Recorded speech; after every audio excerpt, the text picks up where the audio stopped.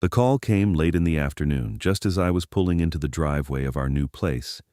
It was one of those quiet suburban streets outside Columbus, fresh mulch in the flower beds, a delivery truck idling 2 houses down. I remember the sun hitting the windshield at just the right angle, so I had to lower the visor. My phone rang as I shifted into park.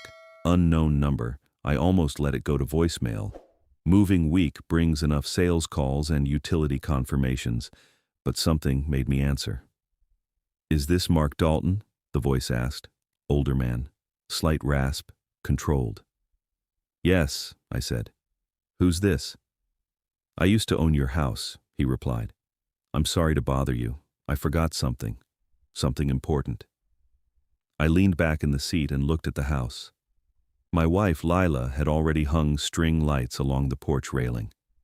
Through the front window, I could see her sister moving boxes across the living room. "What kind of something?" I asked. There was a pause. Not long, just enough. "There's a camera in the living room ceiling," he said. "Hidden. I forgot to disconnect it from my cloud account before closing. It's still active."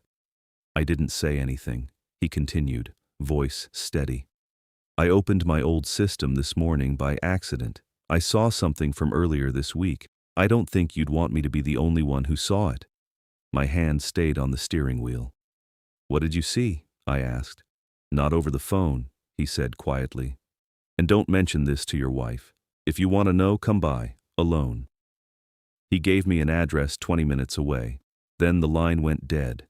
I sat there for a while, engine off, keys still in my hand. Inside the house, I could hear laughter. Lila's voice carried through the open front door. Light, relaxed. Her mother had been helping unpack all week. It smelled like new paint and cardboard every time I stepped inside. I put the phone face down on the console. Then I went in. Lila was at the kitchen counter, hair tied back, sleeves rolled up. "Hey," she said, smiling. "Everything okay?" "Yeah," I told her. "I'm going to run out and grab a couple things from the store." She nodded and went back to opening a box labeled pantry. I kissed her cheek. Her skin smelled faintly like the lemon cleaner we'd been using. I walked back to the car without rushing. The drive to the address took me past a gas station and an old strip mall that hadn't been renovated since the 90s. The house was a faded ranch tucked behind a line of hedges. Nothing dramatic about it. The man who opened the door looked about 70. Thin, steady eyes, hands that trembled just slightly as he motioned me inside. "I didn't mean to intrude on your life," he said, "but I lived there 32 years. I figured you should know." He led me to a small desk with a laptop already open. "I backed up the footage," he said. "After today, I'm deleting my access. I didn't want to carry this alone." He clicked play. The screen showed my living room. The same couch Lila had insisted we keep from the old place. The date stamp read Tuesday. I had been at work until almost 7 that night. The front door opened. Lila walked in first. She set her purse down and laughed at something behind her. Her sister, Marissa, followed, then her mother. They poured wine, sat on the couch. I stood there quietly, hands in my pockets. Lila leaned back and said, "I can't believe he signed it without reading twice." Her mother chuckled. "You handled it well. Just keep him busy at work until everything clears." Marissa added, "Once the transfer's done, it's clean." Transfer. Lila pulled a folder from her bag. I recognized it. Power of attorney paperwork I had signed 3 months earlier when we were refinancing and consolidating accounts. "You said he wouldn't question it," she told her mother. "You were right." The video kept playing. I didn't interrupt. I didn't ask the old man to stop it. He lowered the volume on his own. "There's more," he said softly. "I didn't watch all of it. Didn't feel right." I nodded once. "Can you send me the full file?" I asked. "Yes. Every second." He hesitated. "You're handling this better than most would." I looked at the paused image on the screen. My house, my furniture, my wife smiling. "I prefer information," I said. "It's more useful than reaction." He transferred the files onto a drive and then into a secure folder under my email. I watched the progress bar complete. When I left his house, the sky was starting to dim. Streetlights flickered on one by one. Driving home felt different, not frantic, just clarified. The porch lights were glowing when I pulled in. Inside, everything looked the same. Lila asked if I found the milk. Marissa was organizing tools in the garage. Her mother was in the kitchen, humming while stirring something on the stove. I set the grocery bag on the counter. Then, I waited. That night, after everyone went to bed, I sat alone at the kitchen table with my laptop open. The house was quiet in a way that only new houses are. The faint hum of the refrigerator, the ticking of the wall clock we hadn't adjusted yet. Cardboard boxes stacked neatly along the hallway, casting soft shadows under the recessed lights. I opened the folder the former owner had sent. There were 8 video files. I watched them slowly. No skipping. Tuesday was just the beginning. Wednesday afternoon, while I was at work, the 3 of them sat at the dining table. Papers spread out, a legal pad, a calculator, Lila's voice calm, almost instructional. "We wait until the funds clear from the brokerage transfer," she said. "After that, we move the title filing. He won't track it if the notifications come through me." Her mother nodded. "And the house?" "It'll be in my name before he notices," Lila replied. "He trusts me." There was no anger in her voice. No resentment, just planning. I paused the video. I leaned back in the chair and folded my hands on the table. For the past year, I had taken on more hours at the firm. I handled the refinance paperwork. I met with the bank. I signed what I thought were routine consolidation documents so Lila could streamline household finances. I had always preferred working. She handled most of the home logistics. It felt efficient. I watched the rest of the files. They had timelines, dates circled, account numbers written down, mentions of "after the switch" and "once he's out." By midnight, I knew 2 things clearly. First, this wasn't a joke or loose talk. Second, I had time. The power of attorney was real. I had signed it during what I believed was a normal refinancing process. It granted limited financial authority for specific transactions. At least, that's what I thought. I pulled the original PDF from my email archives and compared it to what I saw in the video. The language had been expanded in the filed copy. Subtly.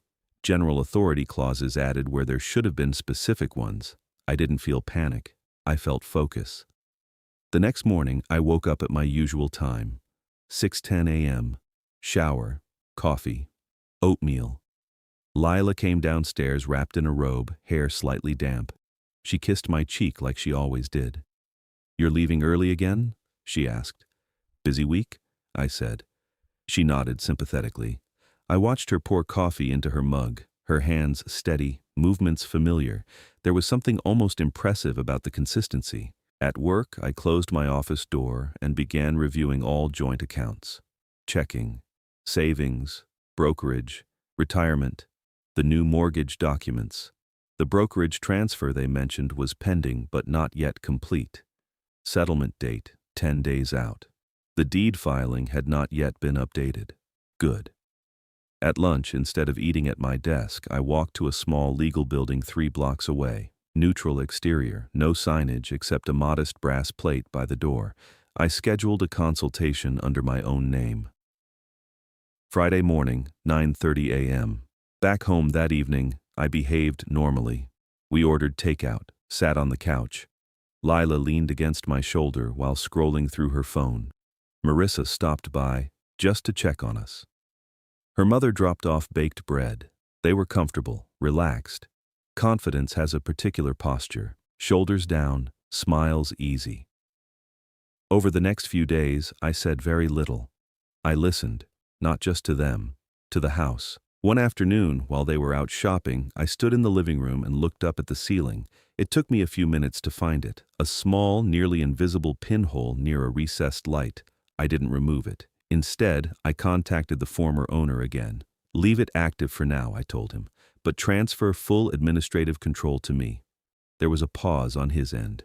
"You're sure?" he asked. "Yes." By Sunday evening, the camera access was mine. Cloud login updated. 2-factor authentication enabled. Backup storage doubled. I didn't tell anyone. On Monday night, after dinner, I excused myself to the garage. I set up an additional audio recorder under the workbench. Not elaborate, just precautionary. I wasn't interested in confrontation. I was interested in documentation. Tuesday morning, Lila stepped into the backyard to take a call.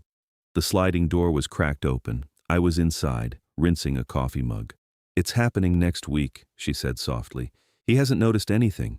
The signature copy is ready." I dried my hands carefully. Through the glass, she looked calm, focused, like someone discussing travel plans. I didn't interrupt. I didn't step outside. I simply finished my coffee. That afternoon, I confirmed my Friday appointment. Then I created a new spreadsheet, 3 columns, assets, exposure, control, and I began filling it in, line by line. Friday morning, I arrived 10 minutes early. The building was quiet, neutral carpet, soft overhead lighting, a faint scent of paper and coffee in the hallway. The attorney's name was Daniel Mercer, late 50s, measured tone, clean desk. He didn't waste time with small talk. "What would you like to accomplish?" he asked. "I need to revoke a power of attorney," I said, quietly, "and I need to review whether the filed version matches what I originally signed." He nodded once. "Do you have copies?" I slid a folder across his desk. He read carefully. No reaction. Just steady eyes moving line by line. After a few minutes, he looked up. "This clause here," he said, tapping the page, "grants broad financial authority. Did you intend that?" "No." "And this version was filed?" "Yes." He leaned back slightly. "Then we have 2 issues. First, immediate revocation. Second, potential fraud." I nodded. He continued. "Revoking it is straightforward. We file formal notice and send certified copies to all relevant institutions. But understand, if someone was counting on that authority, they'll notice the moment it's recorded." "That's fine," I said. He studied me for a second, as if measuring whether I understood the timing. "I'll prepare the revocation today," he said. "You'll sign before you leave." "And asset protection?" I asked. "Start consolidating under sole control, separate accounts, freeze discretionary transfers, change digital access credentials. Do it methodically, not emotionally." "I prefer methodical," I said. By noon, the revocation was signed, notarized, and electronically filed. I walked out with certified copies in a sealed envelope. In the parking lot, I sat in my car for a moment. Then I called the bank. Over the next 6 hours, I removed joint online access, transferred liquid funds into a newly established individual account, flagged large transactions for dual verification, updated all passwords and recovery emails, initiated a deed status review through the county recorder's office. No announcements, no messages, just confirmations. By Monday, the brokerage settlement was redirected into my individual account. The mortgage lender confirmed title remained unchanged. The revocation notice was officially recorded. At home, nothing looked different. Lila made dinner, pasta with garlic and basil. The kitchen smelled warm and familiar. Marissa stopped by again with a folder in her hand. "I need Lila's help reviewing something," she said lightly. I smiled. "Of course." They went into the dining room and closed the door halfway. I didn't approach. Instead, I logged into the ceiling camera feed from my phone. Clear view. Papers spread out again. A pen moving quickly. Lila's brow slightly furrowed. Marissa pointed at a section and whispered, "After next Tuesday, it's clean." Lila nodded. I lowered the phone. Then I waited. Wednesday afternoon, I received 3 automated notifications within minutes of each other. Attempted login, blocked. Transfer request, denied. Authorization mismatch, flagged. I didn't respond. At dinner that night, Lila was quieter than usual. "You okay?" I asked. "Yeah," she said, forcing a small smile. "Just tired." I nodded. Silence can be useful. Thursday morning, Daniel Mercer called. "The revocation has been acknowledged by all major institutions," he said. "If anyone tries to exercise authority under the old document, it will trigger review." "Good," I replied. "There's one more thing," he added. "If forged signatures were prepared, do not confront. Let the attempt occur. It strengthens the record. I understand. After the call, I opened my spreadsheet again. I added a new column, timeline. Under it, I wrote, Step 1, secure authority. Step 2, protect assets. Step 3, allow exposure, no rush. Friday evening, I walked into the living room with an easy smile. I have some good news, I said. Lila looked up from the couch. What? I received a performance bonus. Larger than expected. Her eyes widened slightly. Really? Really? Marissa clapped her hands once. That's amazing. Lila crossed the room and hugged me. I hugged her back. Let's celebrate next Tuesday, I said casually. I'll take the day off. There was a flicker in her eyes. Quick. Almost imperceptible. Tuesday? She repeated. Yeah, I said. Feels like a good day. She smiled. It does. That night, after they went upstairs, I sat in the garage with the laptop open.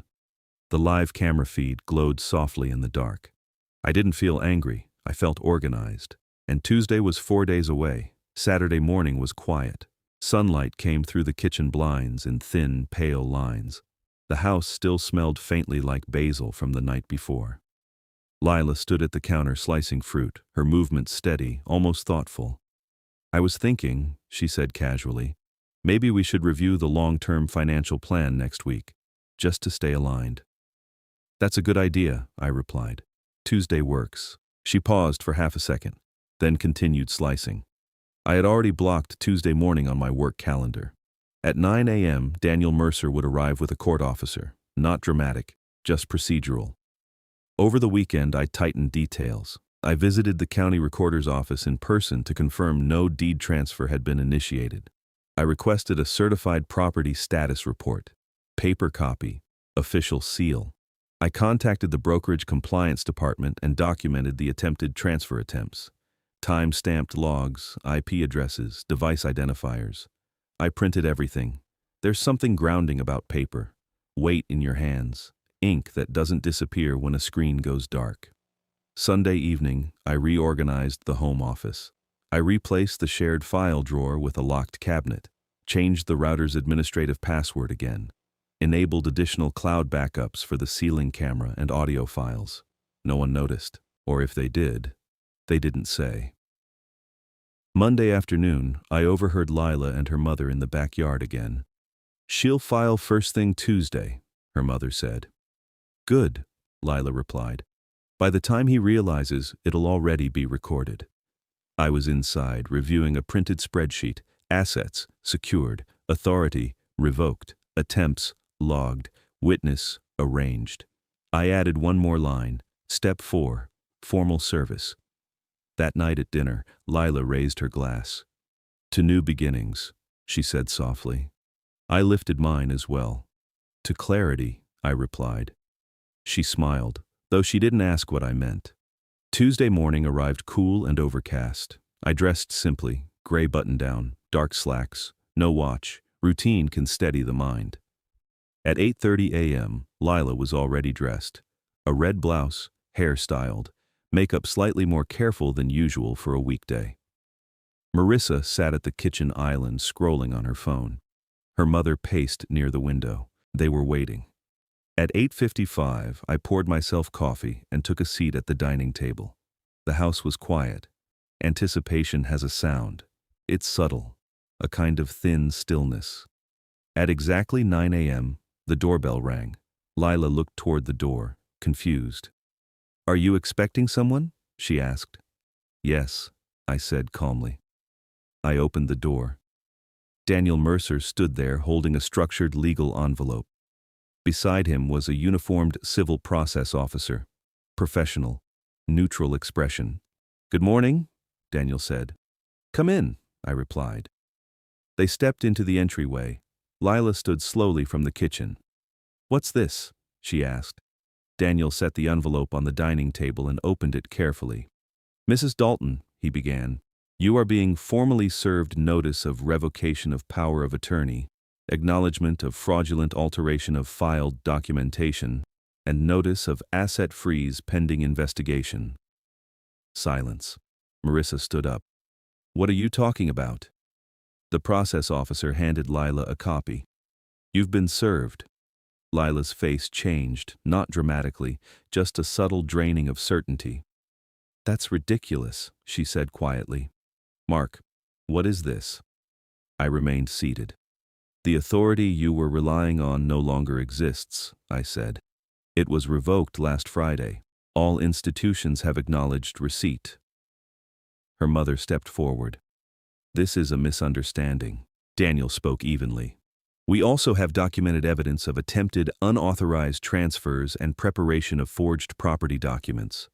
Lila looked at me. "You went through my things?" she asked. "No," I replied. "You discussed it in my living room."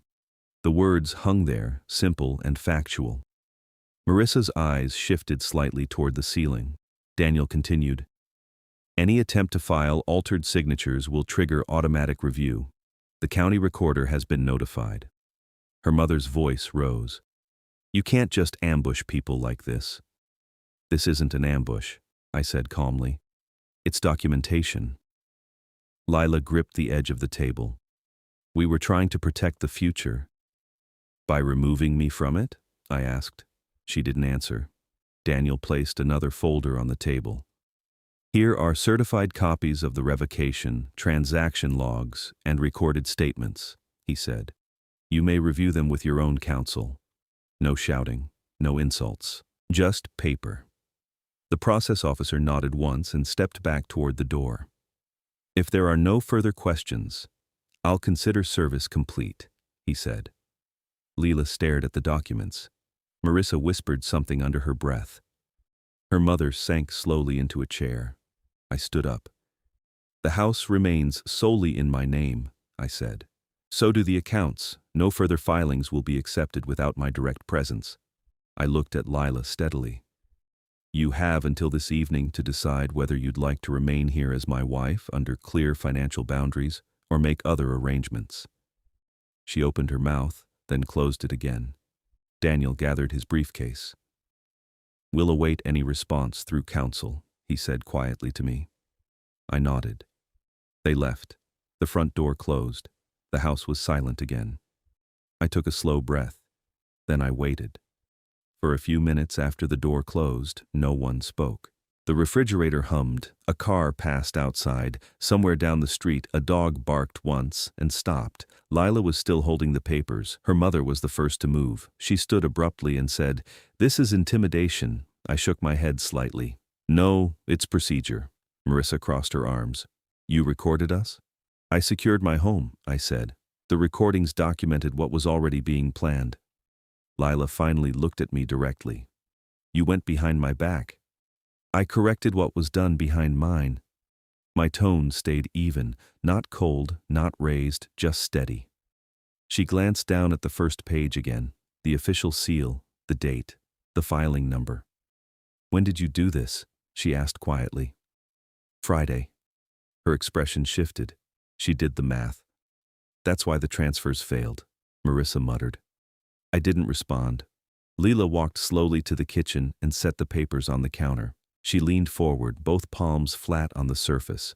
"You should have talked to me," she said. "I would have," I replied, "if there had been something to discuss." Silence again. Her mother stepped in. "This doesn't have to turn into something bigger." "It already did," I said, "when altered documents were prepared." Lila straightened. "Nothing was filed." "Because it couldn't be," I answered. That was the moment something settled in the room. Not defeat, not anger, recognition. They understood the timing now. The revocation, the account freezes, the notifications. It hadn't been reaction, it had been sequence. Marissa paced near the dining table.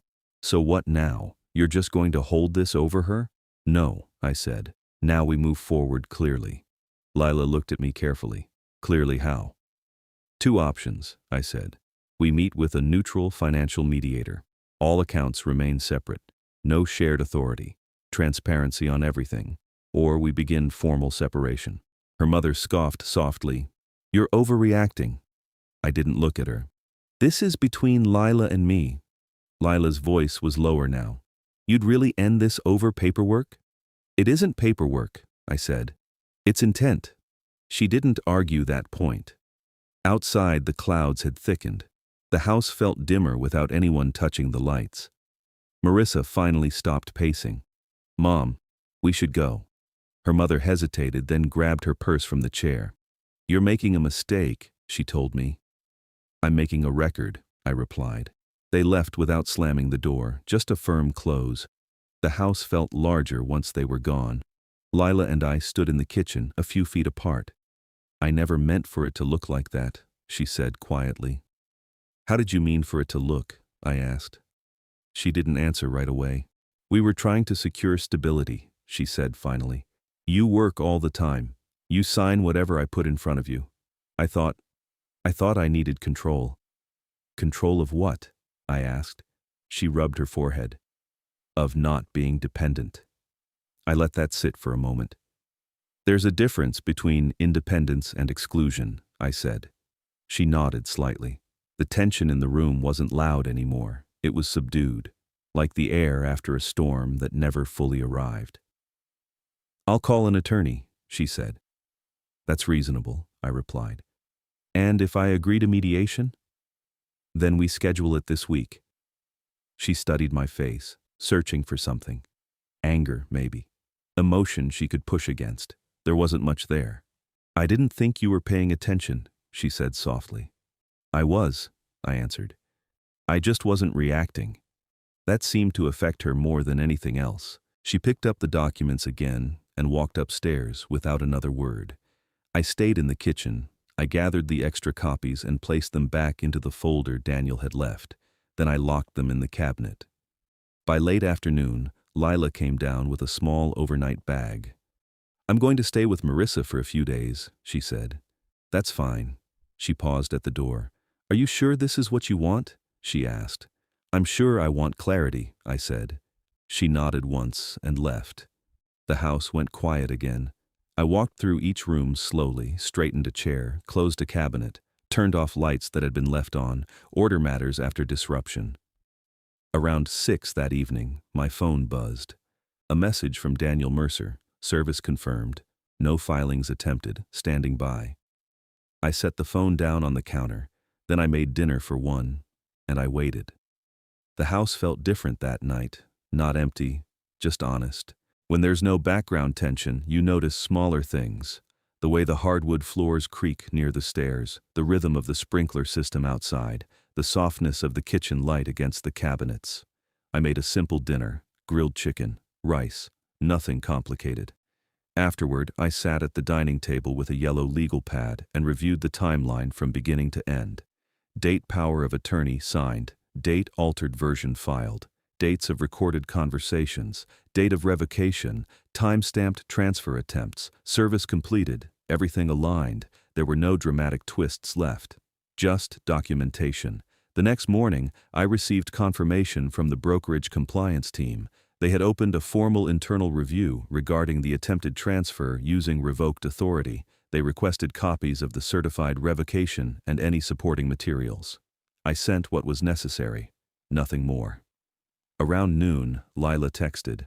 "My attorney wants copies of everything," I replied. "Your attorney can contact mine directly. No hostility, no commentary." By Thursday, Daniel informed me that no deed filings had been attempted. The county recorder had flagged the property record for restricted submission, meaning any future filing would require in-person identity verification. Layer by layer, the system had closed around the issue. That evening, Lila came by to collect a few more personal items. She knocked before entering. I appreciated that. She moved quietly through the house, gathering clothes and a laptop charger. Her movements were slower now, more careful.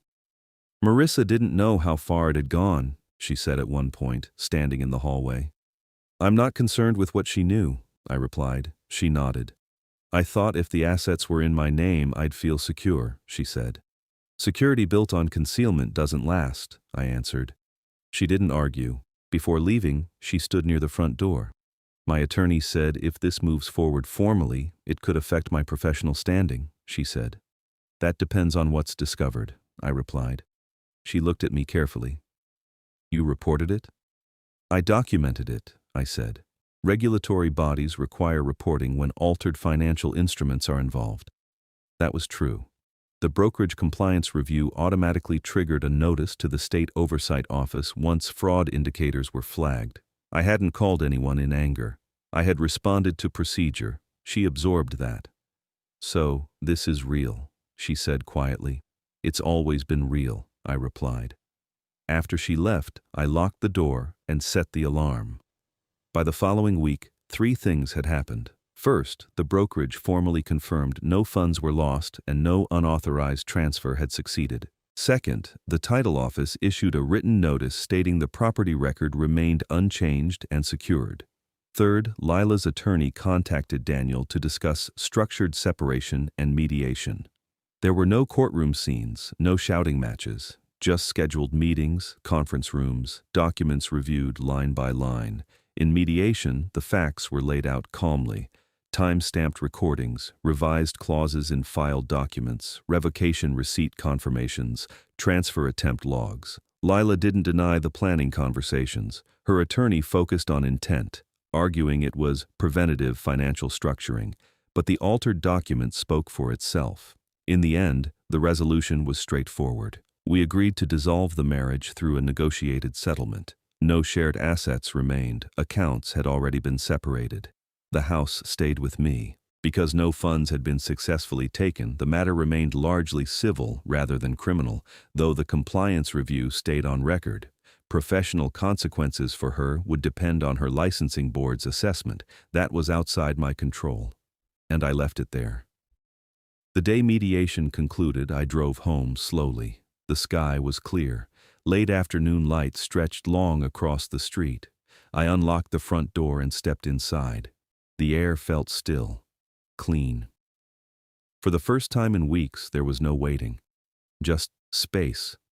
I set my keys in the bowl by the door. Then I began putting the house back into order. The first thing I did was open the windows. Fresh air has a way of resetting a room. It moves through quietly, without asking questions. I let it pass through the living room, down the hallway, into the kitchen. I removed the extra chairs from the dining table and returned it to its original position. 4 seats instead of 6. I took the bracelet Lila had given me months earlier and placed it in a small wooden box in the closet. Not thrown away, just stored. Then I made tea, chamomile. Simple. I sat on the back porch as the sun lowered behind the trees. The neighborhood was calm, a lawn mower in the distance, a couple walking their dog. Ordinary sounds. For weeks, I had been managing documents, passwords, timelines, signatures, systems. Now there was nothing to monitor. The compliance review closed a month later with a formal notation of attempted unauthorized financial activity. No charges were filed, but the record remained documented. The licensing board opened its own inquiry. That process would follow its own course. We finalized the separation quietly. No public statements, no dramatic endings, just signatures, dates, boundaries. I kept the house, not because I needed to prove anything, but because I had paid for it, protected it, and understood it. Sometimes ownership is less about possession and more about stewardship. A few weeks after everything settled, the former owner called again.